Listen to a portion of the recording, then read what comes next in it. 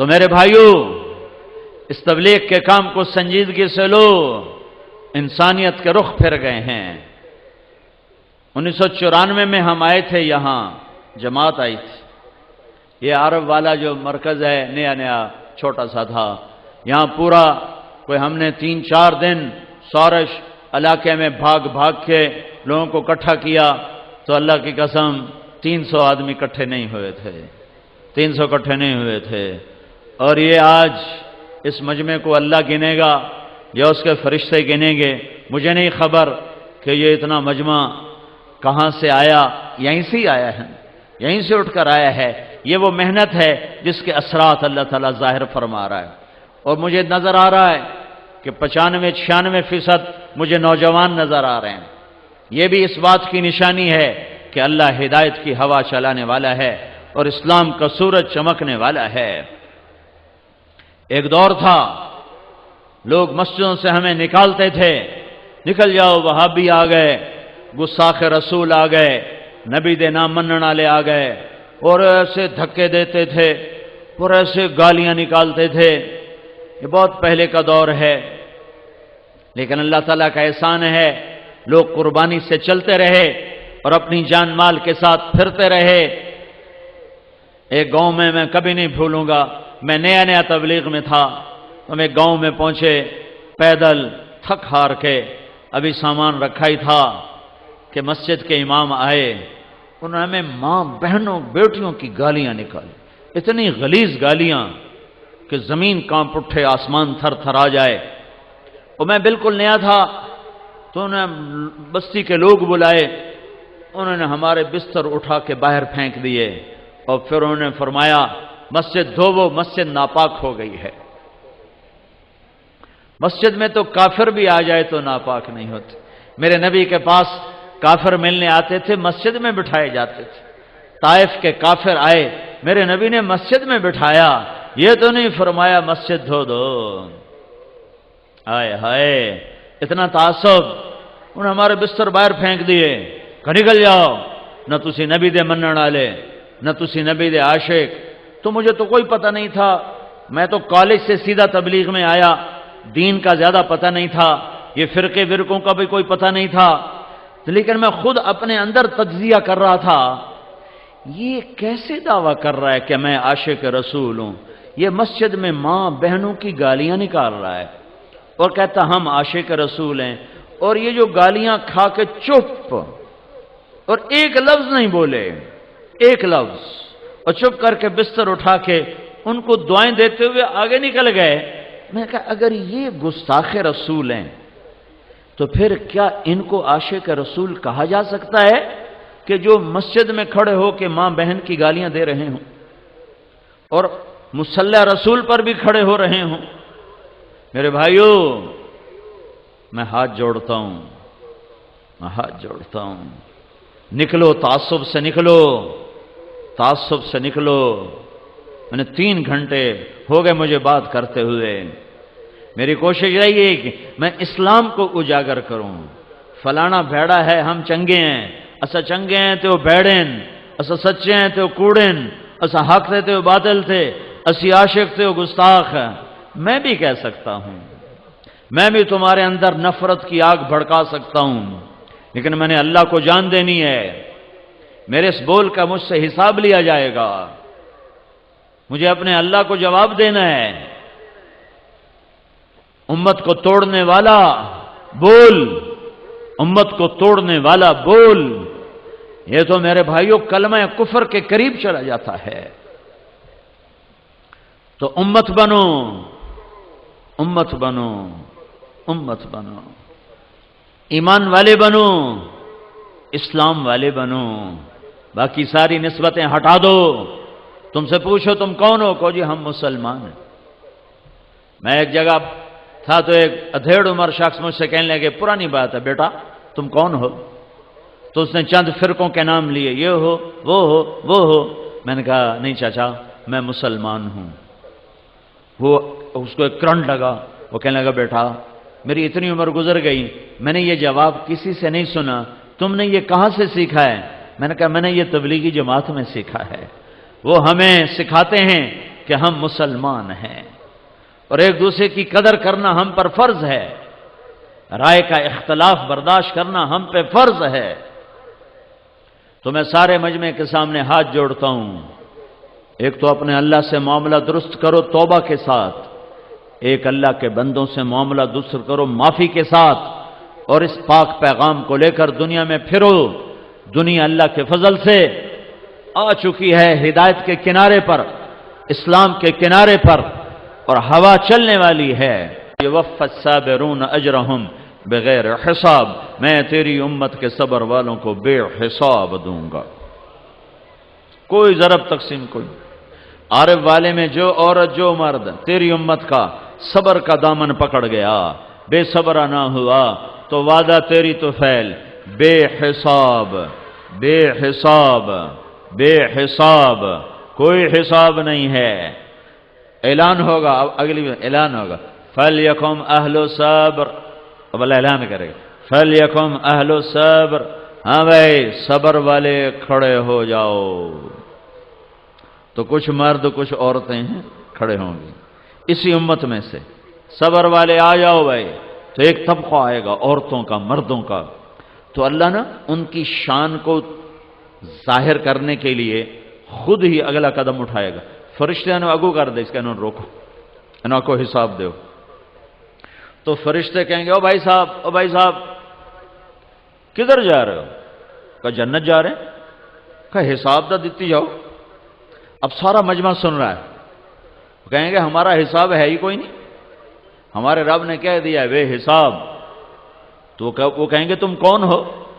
کہیں گے ہم صبر والے ہیں، صبر والے ہیں۔ کہا ہاں ہاں بے شک بے شک، صبر والوں کی یہی جزا ہے، تشریف لے چلیے، تشریف لے چلیے۔ جیسے یہ نہیں پھاٹک کے اوپر کوئی آتا ہے کہتا میں ڈی ایس پی ہوں، ہاں جی تشریف لے آؤ جی، تشریف لے آؤ جی، میں ایس پی ہوں، میں فلاں ہوں، میں اچھا جی تشریف لے آؤ جی، تشریف لے آؤ جی۔ تو اس دن اللہ کہے گا صبر والے، صبر والے، اوہا صبر والے، تو آ گئے وہ صبر والے۔ یہ صبر والوں کے ساتھ اور کیا ہوگا؟ یہ تو یہ ہو گیا کہ بغیر حساب، اگلا وہ یہ تو ہو گیا حساب کوئی نہیں، آگے دوں گا بے حساب، دوں گا بے حساب۔ وہ کیا ہے؟ اولئک یجزون الغرفۃ بما صبروا، بما صبروا، ان کے صبر کے بدلے میں ان کے لیے کچھ محل تیار کیے جائیں گے۔ محل، وہ محل کیسے ہوں گے؟ ان کے نیچے کوئی پلر نہیں، ستون، اوپر کوئی زنجیر نہیں، وہ ہوا میں لٹکے ہوئے ہیں، ہوا میں، اور وہ ایسے چلتے ہیں جیسے جہاز نہیں اڑتا، جہاز، وہ جہاز کی طرح پوری جنت میں اڑتے ہیں، پورا محل اڑتا ہے۔ تو صحابہ نے پوچھا یا رسول اللہ، تو جب وہ ہوا میں ہوگا، نیچے پلر کوئی نہیں، اوپر زنجیر کوئی نہیں، دوے پاسو پوڑی کوئی نہیں، تو اتنے چڑھنا کیویں؟ تو میرے نبی نے فرمایا مثل الطیر، مثل الطیر، کہ تم دیکھتے ہو نا پرندہ زمین پہ بیٹھا ہوتا ہے تو اس کا جی چاہتا ہے میں اپنے گھونسلے میں چلا جاؤں، تو یوں پر ہلاتا ہے اور اڑ کر اپنے گھونسلے میں چلا جاتا ہے۔ یہ ایسے اڑ کے وہاں چلے جائیں گے اور وہ محل ان کو لے کر ساری جنت کی سیر کرائے گا۔ یہ کن کے لیے ہے؟ یہ صبر والوں کے لیے ہے۔ پھر اور اللہ کیا کہہ رہا ہے؟ پھر یہ اللہ تعالیٰ کیا کہہ رہا ہے؟ انی جزیتہم اليوم بما صبروا انہم هم الفائزون، ان کے صبر کے بدلے میں آج اللہ نے ان کو کامیاب کر دیا ہے۔ اور اللہ کیا کہہ رہا ہے؟ وجزاہم بما صبروا جنتا وحریرا، آج ان کے صبر کے بدلے میں اللہ ان کو جنت بھی دے رہا ہے، ریشمی لباس بھی دے رہا ہے، اور کیا کر رہا ہے؟ متکئین فیہا علی الارائک، بڑے خوبصورت تختوں پر بیٹھیں گے۔ وہ تختوں کی کیفیت کیا ہوگی؟ ذللت قطوفها تذلیلا، ان کی کیفیت کیا ہوگی؟ لا یرون فیہا شمسا ولا زمہریرا، نہ گرمی ہوگی نہ سردی ہوگی، اور کیا ہوگا؟ ویطاف علیہم بآنیۃ من فضة وأکواب كانت قوارير قوارير من فضة قدروها تقديرا ويسقون فيها كأسا كان مزاجها زنجبيلا عينا فيها تسمى سلسبيلا۔ اور کیا ہوگا؟ ایک تو ان کو اللہ تعالیٰ خوبصورت تختوں پر بٹھائے گا اور ان کے نیچے نہروں کے جال بچھائے گا، ایک عورت آئی ذنون مصری کے پاس، کہنے لگی ذنون کوئی جنت تو سناؤ۔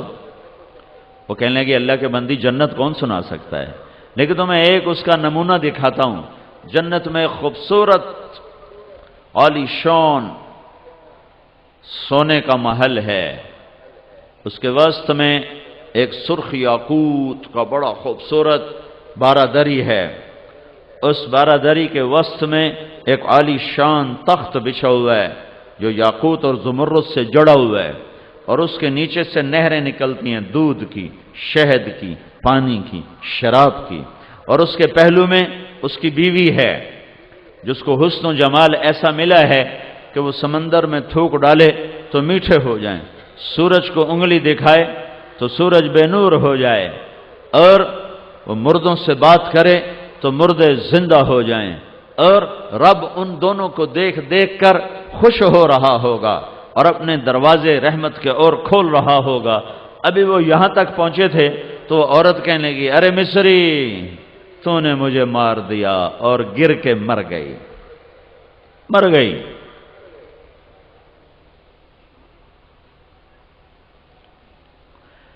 ہاں اس صبر پر کیا ہوگا؟ وَدَانِيَةً عَلَيْهِمْ ظِلَالُهَا وَذُلِّلَتْ قُطُوفُهَا تَذْلِيلًا، پھل خوشے۔ ایک بدو کہنے لگا یا رسول اللہ جنت میں انگور ہیں، انگور بڑی مہنگی شے تھی عرب میں، تو آپ نے کہا ہیں؟ وہ کہنے لگا ایک گچھا کتنا بڑا ہوگا؟ ایک گچھا۔ تو آپ نے فرمایا اگر ایک کوا ایک مہینہ اڑتا رہے، ایک مہینہ مسلسل اڑتا رہے، تو ایک مہینے کی اڑان کے بعد جہاں وہ پہنچے گا اتنا بڑا ایک گچھا ہوگا۔ کہنے لگا اچھا، تو یا رسول اللہ ایک دانہ کتنا بڑا ہوگا؟ دانہ؟ تو آپ نے کہا تیرے باپ نے کبھی بڑا چھترا ذبح کر کے کھال کھینچ کے تیری ماں کو دیا ہو کہ اس کا ڈول بناؤ، اور تیری ماں نے اس کا ڈول بنایا ہو تو بہت بڑا ڈول بنتا ہے؟ کہاں جی بہت بڑا بنتا ہے۔ تو میرے نبی نے کہا جتنا بڑا وہ ڈول ہوگا اتنا بڑا ایک دانہ ہوگا۔ تو بدو کہنے لگا یا رسول اللہ بس میں نے تو میری بیوی نے کوئی سائے اور آئے گا۔ تو آپ نے فرمایا تیرے سارے خاندان کو وہ کافی ہو جائے گا۔ یہ صبر کا اللہ تعالیٰ بدلہ دے رہا ہے۔ وَيُطَافُ عَلَيْهِمْ پھر صبر کے بھی درجات ہیں، کچھ تھوڑے والے، کچھ درمیانے والے، کچھ بہت زیادہ کرنے والے۔ جو تھوڑے والے ہیں لیکن ہیں صبر والے تو ان کو جنت کا نقشہ یوں اللہ پیش کر کے سناتا ہے ان الابرار یشربون من کاس کان مزاجها کافورا، جنت والے کافوری شراب ڈال کے خود پی رہے ہیں، یہ خود پی رہے ہیں۔ خود پینے کا بھی ایک مزہ ہے، لیکن جو اور صبر والے ہیں تو ان کو اللہ تبارک و تعالی ایک اور جگہ پر بٹھا کر، دوسرے اونچے مقام پر بٹھا کر یہ نقشہ پیش کر رہا ہے وَيُسْقَوْنَ فِيهَا كَأْسًا كَانَ مِزَاجُهَا زَنْجَبِيلًا، ان کو پلانے کے لیے ان کو پلایا جائے گا، خود نہیں ڈالیں گے، فرشتے ہوں گے یا نوکر ہوں گے، غلمان ہوں گے، جنت کے حوریں ہوں گی، یا ان کی اپنی دنیا کی بیگمات ہوں گی جو ان کو پلانے والی ہوں گی۔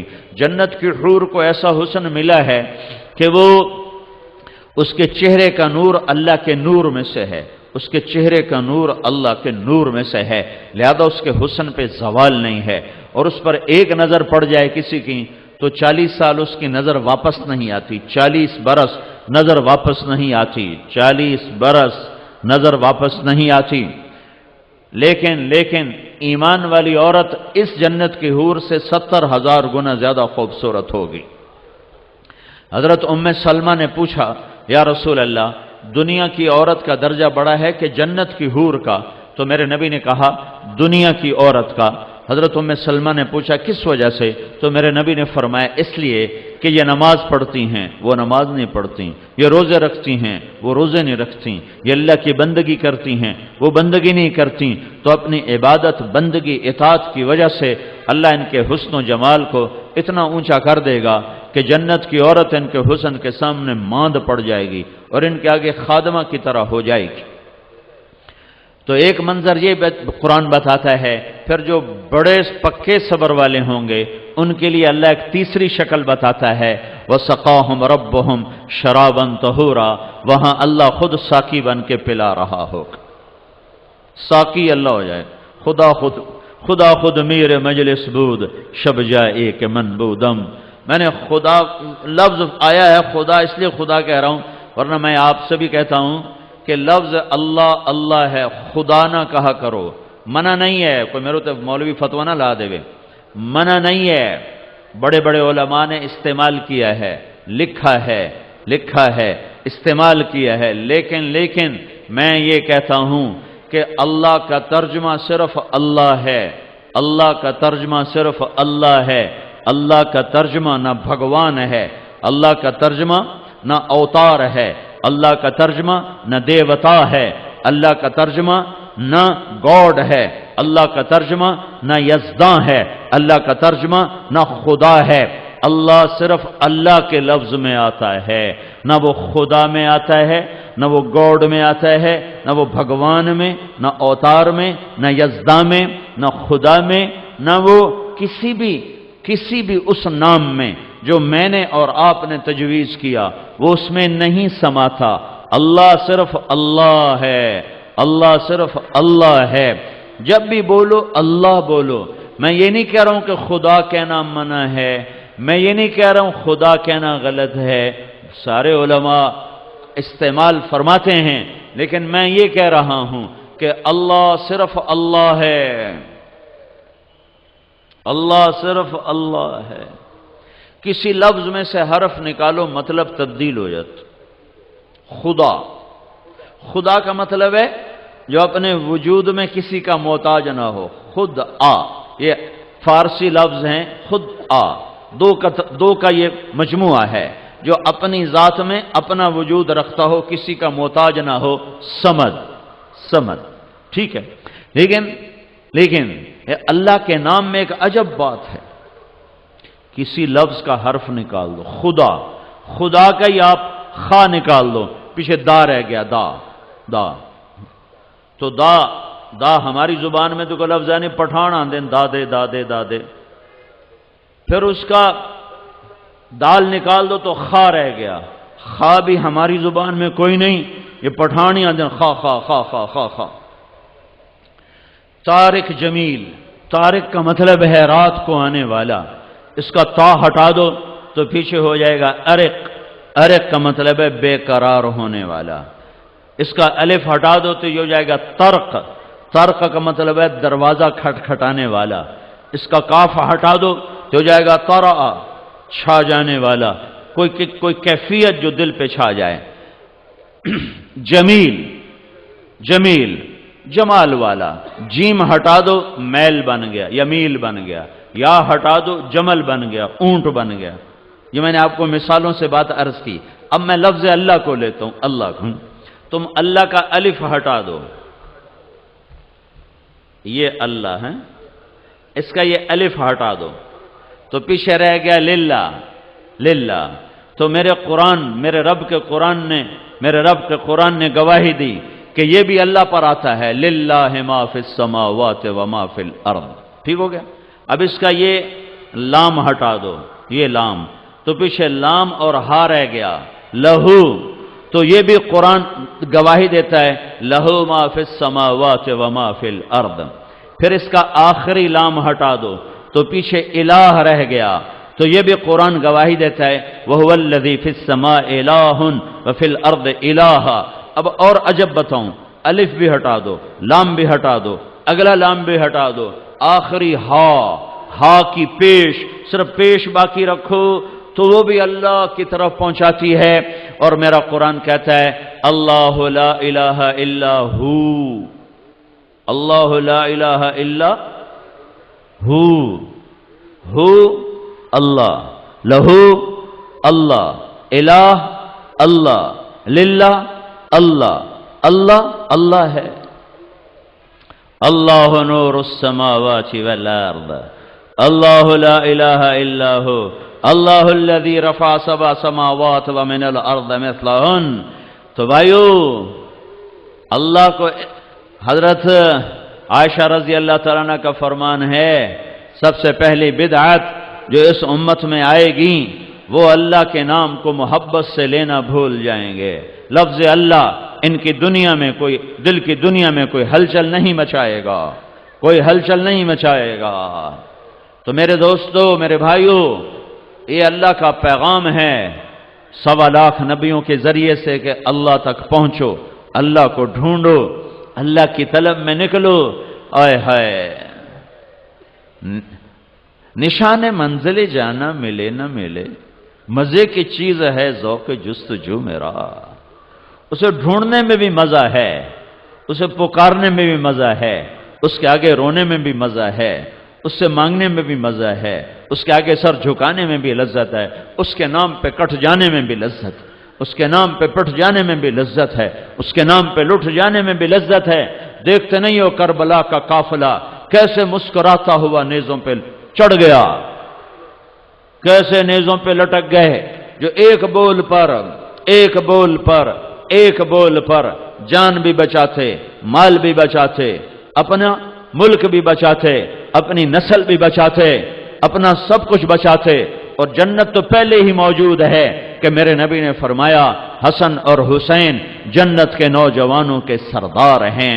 میرے نبی نے فرمایا فاطمہ میری بیٹی جنت کی عورتوں کی سردار ہے۔ میرے نبی نے فرمایا علی جنت میں تیرا گھر میرے گھر کے سامنے ہے، یہ وہ گھر ہے، یہ وہ گھر ہے، یہ وہ اہل البیت ہیں جن کو اللہ نے سب سے عالی مقام بنایا، یہ وہ گھرانہ ہے جس کو اللہ نے ساری کائنات میں سے چنا اور چھانٹا۔ ان کے لیے جنت کے فیصلے عمل کے بعد نہیں ہوئے، محنت کے بعد نہیں ہوئے، ان کے لیے جنت کے فیصلے ماں کی گود میں ہوئے، دودھ پیتے ہوئے بشارتیں سنائی جا رہی ہیں کہ یہ جنت کے نوجوانوں کے سردار ہیں۔ ان کے نام آج زمین والے نہیں رکھ رہے، ماں نہیں رکھ رہی، ابا نہیں رکھ رہا، ان کے نام بھی اللہ نے رکھے، اللہ نے رکھے۔ حسن پیدا ہوئے، آپ نے پوچھا کیا نام رکھا ہے؟ حضرت علی بہادر دلیر آدمی، کہا جی حرب جنگجو لڑنے والا، کہا نہیں اس کا نام ہے حسن۔ 10 مہینے کے بعد حسین پیدا ہوئے، آپ نے فرمایا کیا نام